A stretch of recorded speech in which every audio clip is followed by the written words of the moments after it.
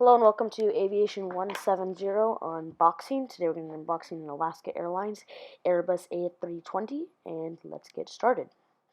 For this next section, if you need to pause it, just pause it. It's a bit blurry, but I try to get you the three best views.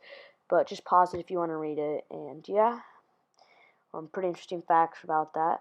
And then for this part, it is livery Alaska aircraft type A320 214, construction number 2800, registration MC N625VA, engines 2, first flight the 29th of May 2006, delivery date 24th of January 18th, empty weight 93,900 pounds, cruising speed 515 miles per hour, and range 3,790, seating 150 with mixed classes.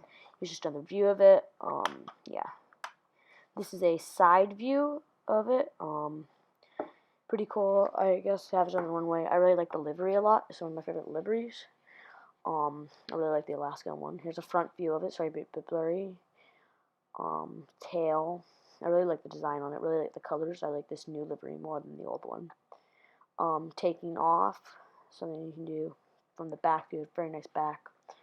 On the bottom, you can see the wings. It would be nice if Gemini Jets put something to make it look like the wheels go in.